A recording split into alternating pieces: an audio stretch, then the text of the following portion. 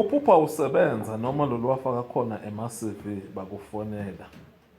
Lelo phupho lihle libi ngoba libika ukuthi ngabe suyasebenza mane kukhona buthakathi lobukuvimbele kokuthi wena usebenze, noma-ke ekhaya kini kunenkinga emsamo yokuthi kumele uphahle ucele umsebenzi, ngoba kunabantu abadaleke ngendlela yokuthi kuze bakwazi ukusebenza kufuna baphahlelwe ekhaya, bacelelwe umsebenzi noma baphume emakhaya baya kulezo ndawo lezi ababe besebenzela kuzona ukuze zizokwazi indlela zabo ukukhaya.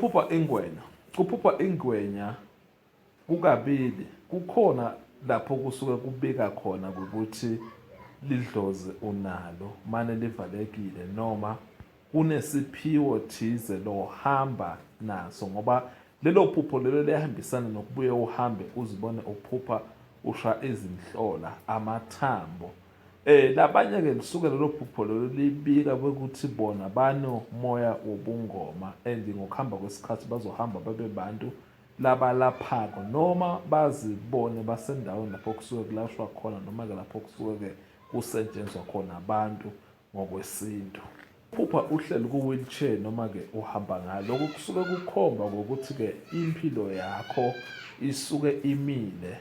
Kufuneka ukuthi wena uhambe le mpilo yakho-ke uyisukumele, noma-ke kusuke kunesimo lapho usuke wena wenza khona izinto kancane. Lelo phupho lisuke likhomba ngokuthi sukumela izinto ukuze uzokwazi ukubona nayinto lenhle phezu kwesimo sekuphila kwakho.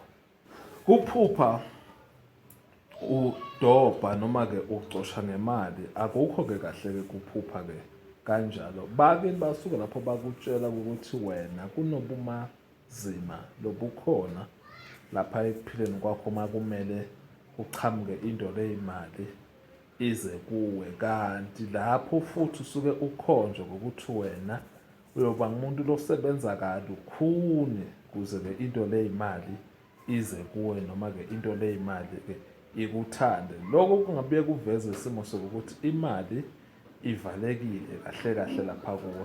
Sukumela ukuze isimo semali sizokhanya kuwe.